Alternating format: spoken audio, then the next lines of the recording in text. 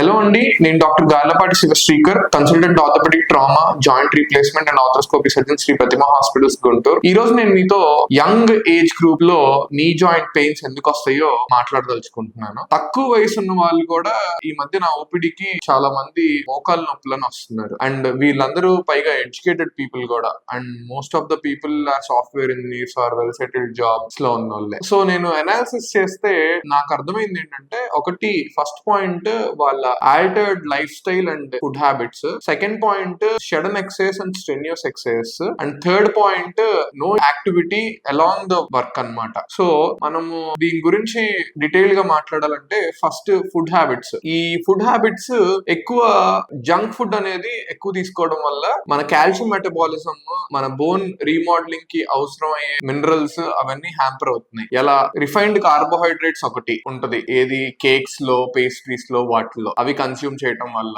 రెండోది cooked foods, meet foods లో వాటిల్లో సోడియం అనేది యాడ్ చేస్తారు ప్రిజర్వేటివ్ గా. ఈ preservative will also hamper your calcium metabolism. And trans fatty acids ఎక్కువ ఉంటాయి. ఈ ట్రాన్స్ ఫ్యాటీ యాసిడ్స్ అంటే యూజ్ చేసిన ఆయిల్ ని రీయూజ్ చేయడం, ఆ కుక్ చేయడం వల్ల ఈ ట్రాన్స్ ఫ్యాటీ యాసిడ్స్ ఎక్కువ ఉంటాయి. ఈ ట్రాన్స్ ఫ్యాటీ యాసిడ్స్ బాడీలో ఎప్పుడైతే ఎక్కువ అవుతాయో inflammatory mediators or inflammation cause చేసేవన్నీ పెరుగుతాయి. ఇలా పెరగడం వల్ల జాయింట్ కార్టిలేజ్ ని గానీ, జాయింట్ క్యాప్స్యూల్ ని గానీ ఇవి డ్యామేజ్ చేస్తాయి. Second is weekend warrior. ఈ వీకెండ్ వారియర్ అని నేను ఎందుకు అన్నానంటే, వీళ్ళని ఆల్ ద వీక్ వాళ్ళు వాళ్ళ లైఫ్ సైకిల్ లో లేట్ గా, లేజీగా ఉండి వర్క్ వెళ్ళిపోయి మళ్ళీ లేట్ నైట్స్ స్లీప్ సైకిల్స్ అన్ని ఆల్టర్ చేసుకొని మళ్ళీ వచ్చి మళ్ళీ అలా డే టు డే యాక్టివిటీస్ చేస్తూ ఉంటారు. No exercise all the week, but in the weekend very active and very aggressive. వీళ్ళలో ఇలా చేయటం వల్ల వాళ్ళ లిగమెంట్స్ అండ్ మసిల్స్ అండ్ లోపల ఉన్న వాషర్స్ అంటాం, మెనిస్కస్ అని, ఇవన్నీ డ్యామేజ్ అయ్యే ఛాన్సెస్ ఎక్కువ ఉంటాయి. You should be warm up అనేది ఎవ్రీ డే ఉండాలి, డే టు డే ఉండాలి అండ్ రెగ్యులర్ గా ఉండాలి.